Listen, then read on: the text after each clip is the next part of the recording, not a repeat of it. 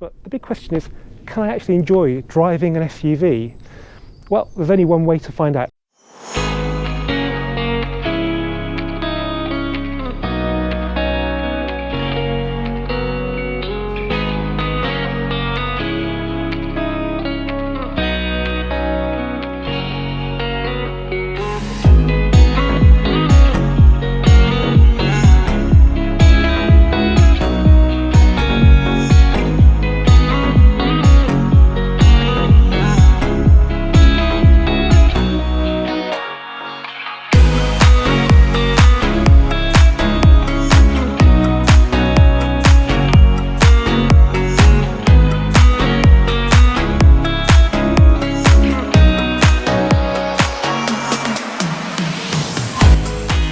Hello guys, and welcome to this Volks Wizard video. Now, regular viewers to my channel will know that every so often I like to come out here to glorious Suffolk with a nice car, have a bit of time away from the stresses of city life. In the past I've come here with a Porsche Cayman, a Golf GTI Club Sport S and RS3 Saloon. Well, having bought Project R8 in December, the plan was to bring it here in April, but unfortunately that hasn't exactly gone to plan. Partly it's to do with the luggage space. The reason I've never bought an R8 before is the luggage space is pretty terrible. You've got the front boot and you've got a bit of space behind the seats, but for a kind of week away self-catering here when the weather's pretty variable, it's just not enough. I think I actually mentioned that in the Cayman video that I filmed just here. The other thing was, a few days before coming away, I did the inspection video of the underside of it and I found an oil leak. Now, it's not particularly devastating, but it could get worse at short notice, and I really wouldn't want that hanging over me coming here. Well, Audi UK heard about my little problems with that car, and they very kindly lent me something that seemingly would be actually perfect for the trip. Although I've got to admit, I'm not a huge fan of SUVs. But if there's one SUV that can convert me, it's probably this one. This is the new Audi Q3, came out in late 2018. This particular example is fitted with a 230 horsepower four-cylinder petrol engine, which is pretty similar to the one in the Golf GTI or in the Audi S1. So it's the EA888 family of engines, goes all the way sort of from the S1 up to the Golf R. This is, as I say, 230 horsepower, so a relatively low state of tune. The other thing about this car is that it's in a particularly interesting colour. So this is Kronos Grey.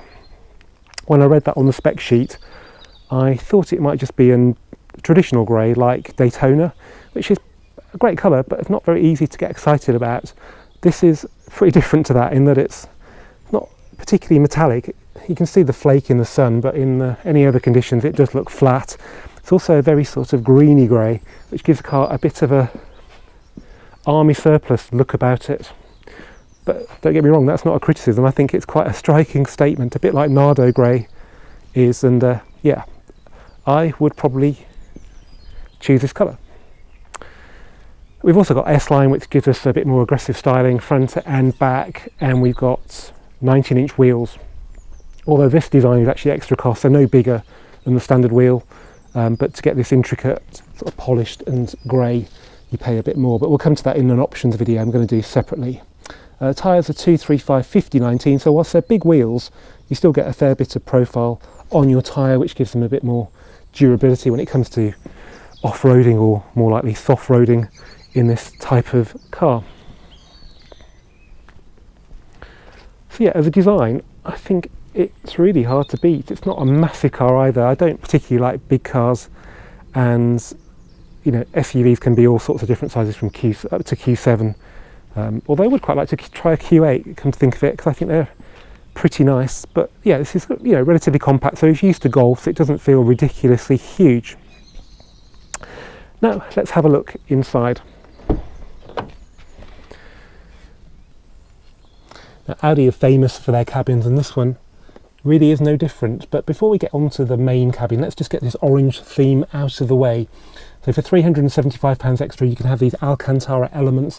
I don't think they have to be EasyJet orange. Another colour like a dark red or something might be a bit more suitable for a premium vehicle like this one, particularly with grey paint, where you can pretty much choose anything without it clashing too much. But you know, whilst I hate the orange, it does liven up the cabin, and it's great that customization is available, because it's always been a problem with cars, particularly in this sort of very sensible segment where They were always kind of dull and black and grey inside, so yeah, I admire it, but maybe not so much in this particular colour. I mean, how often do you see Alcantara on a dashboard as an inlay? Not very often. Okay, so we've got S-Line spec, which gives us these sport seats, which are really nice. There's some sort of Alcantara thing going on here, but it's not traditional Alcantara. It's got a sort of, I don't know, like a tick section in it. S-Line embossed there. We've got the S-Line steering wheel with perforations, which is a nice touch. And usually for an Audi press car, we've got this metal object that you have to put into a slot on the steering wheel to start the car.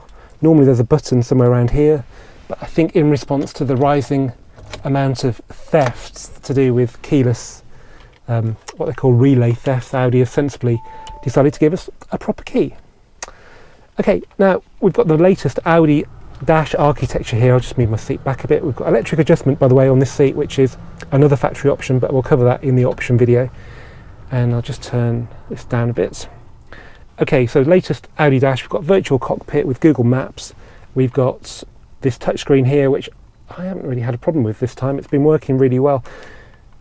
It works well, but I'm still glad we've got knobs for climate control, because this is just what this should always be. A6 and above, A7, A8, Q8, they've all got the second touchscreen here, which aesthetically it looks great, because when you turn everything off it just looks minimalist, but minimalism and functional efficiency are two different things. I think when you're driving a car, you really need to lean towards function rather than form, and I think this is the happy medium. So yeah, I've got this screen here, I've got that there. Unlike some Volkswagens, you can have both, so the passenger can do navigation while you can have the big screen there. You can obviously change the priority of the navigation or the gauges, and you've also got other infotainment things, so radio, trip computer, phone. Yep. I've got heated seats on this car, which surprisingly are an option. You've got this sort of stray button you seem to see a lot on Audis, so that people can grab the audio control without having to fumble on here or on here. So it's not exactly minimalism, but it is functional, and that's what counts. Pretty good glove box in there. I think it's got a chiller option as well with the air conditioning, multimedia things going on there, passenger airbag deactivation. For all its brilliance, one thing that really bugs me is this gear selector. It just looks really cheap. It looks more Aldi than Audi. But I think the rest of it makes up for it. There's nothing particularly offensive. I mean, I'm not particularly a big fan of this sort of almost metallic-y plastic, but plastic quality generally is all right. Got stainless steel pedals as well, just the two of them being an automatic. This car's got adaptive cruise control, which gives you this stalk here. On a Golf you've got the adaptive cruise here, but somehow Audi have managed to fit it all onto here, and it does work really well. I used it a lot on the way over from Birmingham, 180 miles, 3 hours, and it made the journey as if it didn't even happen. I mean, it helped it was a Saturday afternoon, which was really quiet, but yeah, adaptive cruise has come on a lot, I think. Right, let's have a look in the back. Oh yeah, we've got an electric parking brake, 2 cup holders there. I kind of miss not having cup holders here, but at least we've got cup holders there. Got some storage here as well, and it's always nice to have a bit of flat area here for your phone, although even though all this navigation is brilliant, I still prefer to use Waze, and there's still nowhere to put your phone, so I have to carry with me this £3 eBay purchase, which takes my phone a treat. I wonder if they'll ever work that out. The only car that ever had something there was the GTI. Door handles are interesting. I'm not sure they're exactly the most functional, but they've definitely been designed to look cool, and they do. We've got B&O sound in this one as well, but again we'll cover that in the options video. Let's just have a look at rear space. So I'll just nip over to the driver's side.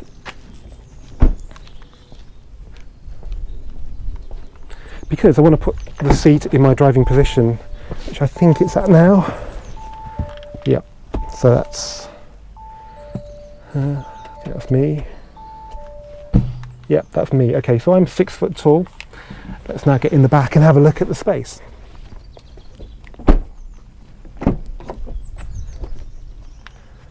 Okay, well, yeah, that looks pretty good.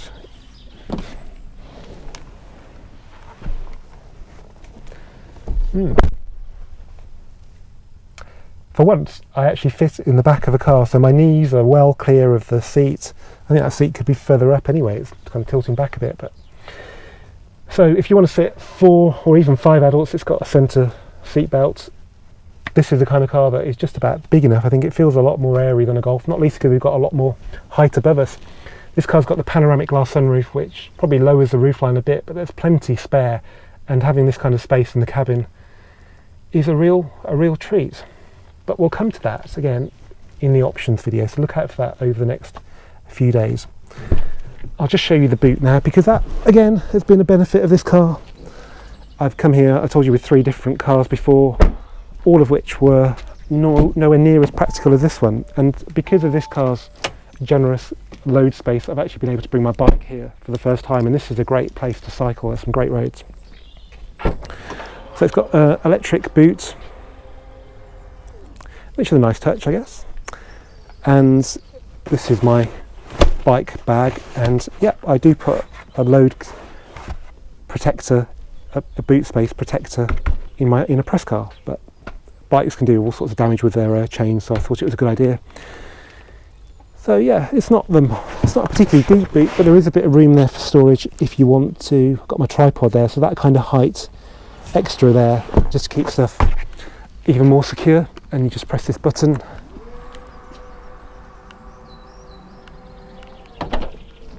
That's one of those stupid gimmicks I still get excited about. I haven't got bored of it yet. Now let's just see about folding the seats down.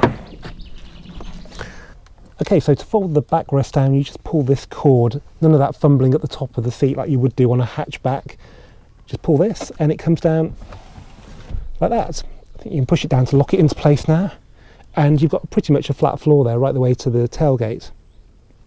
To get the seat back up, pull it again because it's locked in place. So pull that releases it. And then you can do it with one hand. There is one slight problem now though. It only goes back that far, so it's still kind of like pretty much vertical. To get it back any further, well, you need 2 hands, because if you just pull this, it just comes back down again, which is a bit annoying. I'll push that back. You can do a little trick with your elbow, so pull that and then push it with your elbow and hold the camera at the same time. It's not impossible. Okay, well, that's the new Q3 inside and out, but the big question is, can I actually enjoy driving an SUV? Well, there's only one way to find out. Let's take the new Q3 out on these wonderful Suffolk roads. Okay guys, here we are behind the wheel of the new Audi Q3. Now before we start driving this in the manner that you'd expect from this channel, let's just drive it normally like normal people would. If it can drive like a hot hatch as well as doing all the everyday stuff, then brilliant, but it's got to do that stuff competently to be a success, and first impressions are very good. Now, you probably know from if you've watched this channel a bit, but I'm a big fan of adaptive dampers. On this car, they're only 750 quid, and that's cheaper than they are on a Golf. I think they're about 950 or 850 on the Golf, and for that, not only do you get the different damper modes, but you also get constantly adaptive suspension, so constantly changing to the road conditions and you're driving. You don't have to play around with Drive Select, but you can do. And you've got a few modes. I'll just put it into individual because again you can pick and choose what you want in individual, and we've got comfortable, balanced and dynamic options for the dampers, so soft, medium and hard. But the good news is that actually hard or dynamic is usable on UK roads, even these sort of less than perfect Suffolk roads. It's not horrible like it can be on some other cars, so that's a real surprise. It's surprising not least because the car is pretty firm pretty much all the time. It never really goes into a wallowy sort of pudding, even in comfort mode. So when I found that out, I thought, well, dynamic's going to be awful, but actually it seems to make the car drive better without making it harder, if that makes sense. It's almost, yeah, it's very clever stuff basically, and for 750 quid I think it's a no-brainer. We've got 50 section tyres on 19-inch wheels. I was looking at a Tiguan I sold recently, and that had 20-inch wheels as standard on the R-Line with 45 section tyres, and I don't remember that driving half as well as this, so I'm pretty sure the sensible choice of tyres on this car helps its dynamic qualities no end. And they're not exactly small at 19. This is an S-Line standard size wheel. I'm sure there are other wheels that are smaller. elsewhere in the range. And you can have 20s on this car, but I really wouldn't recommend it. It is very well judged at the moment. You can tell somebody spent a lot of time just setting everything up. So we'll just put it into full dynamic now anyway. So let's go through. There's so many modes on this car, like efficiency and off-road mode. But let's put it in dynamic. So this is a little couple of corners you might recognise from other videos. So even though we're sitting quite high, so it feels sporty. We can put it into manual on the stick as well.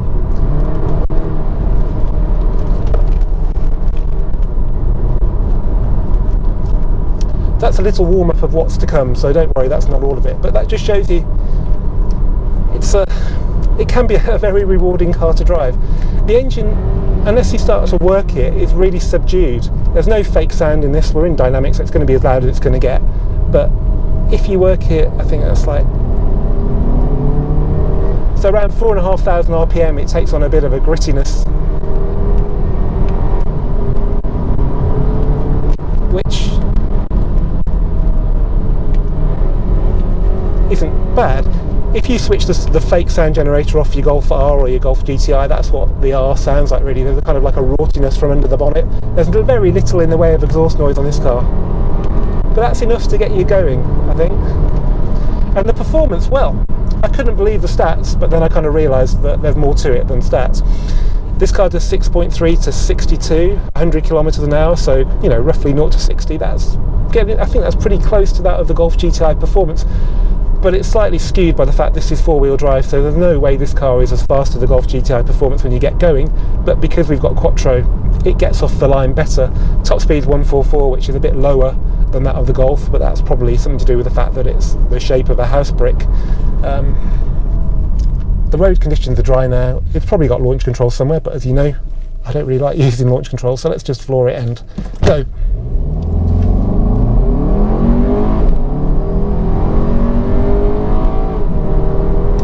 And 60.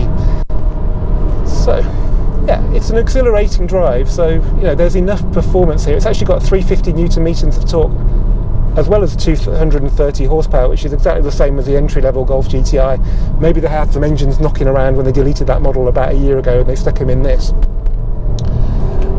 But I'm just surprised how well the performance translates to this car, because it is about 200 kilograms heavier, which isn't to be sniffed at. And you'd have thought that would affect the handling as well, but I'm not sure there's a massive difference. But we'll find out shortly. Another little thing I'll show you, I mean this should really be in the options video, but we've got a pan roof. You have to hold the switch. Oh, it's doing it now. Right. Up to about 60 miles an hour, the pan roof doesn't bug you.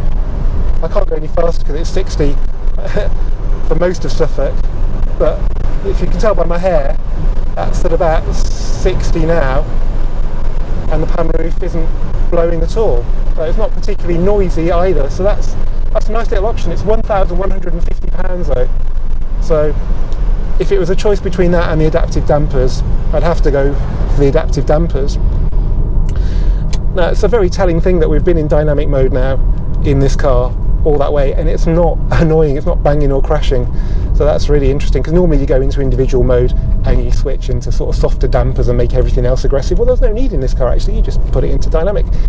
Okay, when you're driving with passengers maybe you might want to switch it to auto, because that's also quite well judged. Anyway, enough of that boring stuff now. This is my secret test route between Butley and Chillersford, the 1084. It's not a massive road, but it's quite a good test of a car, and it's quite quiet as well, apart from the odd tractor, so we'll just get through this 30 zone and see what we can do. So the car's still in manual mode, we're in dynamic mode, and I'm going to use the paddles to change gear. But it's still in the 30, so let's just take it nice and easy. So second gear now, revs about 3,000, and we'll just go. So it's pretty linear acceleration once it gets beyond about 3.5. The damping and the body control on this is just remarkable, it really is.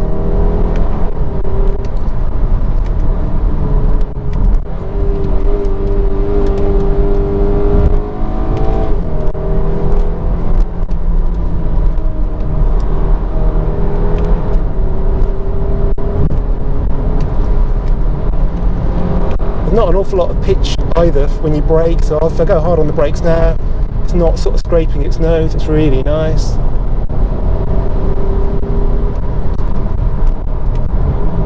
And that gearbox, yeah, it really comes alive on this road. It's not the smoothest in the world. Twin clutches aren't really that smooth. You know, they do a good balance of efficiency and performance, but that's why the ZF 8-speed now is becoming a more popular choice for more executive type cars, because it does offer the refinement people want around town. In this car, twin clutch can be a bit jerky, but it just gives you the opportunity to drive like that without any sort of hesitation or delay. It's an incredible piece of equipment. Right, I think we'll just turn around here and go and do that again. That was a bit of a recce really, because you never know what you're going to find on roads like this. You might find tractors or mud across the road, so we'll just find a good place to turn around. There's a bit of traffic going that way, but hopefully they'll be gone by the time we get there. So turning circle is, well, I wouldn't want to risk this with the beautiful wheels, but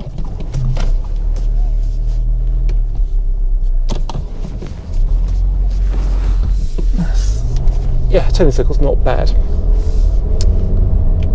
Okay, so back into manual, and it's quite happy, like we're doing 30 miles an hour here in 5th. It won't take 6th, but it's just above tick over, and 5th is perfectly happy. We know this engine is great, don't we, because it's been in so many cars. It seems slightly weird having it in this SUV, but it's actually a very suitable engine just because it's very tractable. I thought they might have messed around with the torque figures and stuff, but it seems to be producing exactly the same stats as that in the Golf GTI. I'm not sure about the torque peak and the power curve and all that, but it all seems very familiar. Okay, so let's get to 60 then, so into thirds, right, turn in. You really don't get a sensation that you're sitting so much higher than you are in a Golf. It's amazing what they've been able to do with this car. Obviously I haven't got the opportunity to test a passive damper car with this.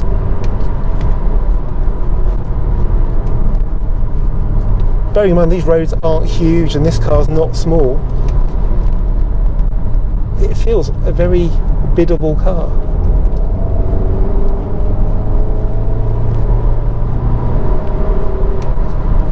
So yeah, I'm really impressed with the brakes as well.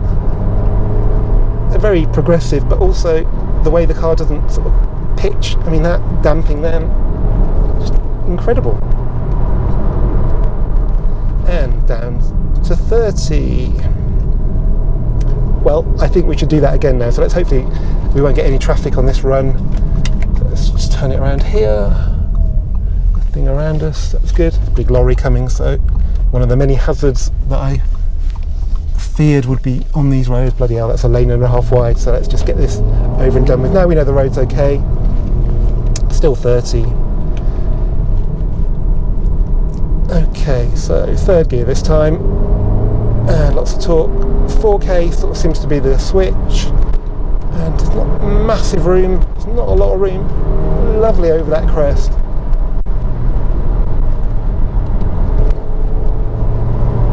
Just so darty, and the steering now, it's got loads of weight, loads of feel. You can place it really accurately, and even with a hump on the exit of that corner you can just give it all the power without it jerking around, losing its composure.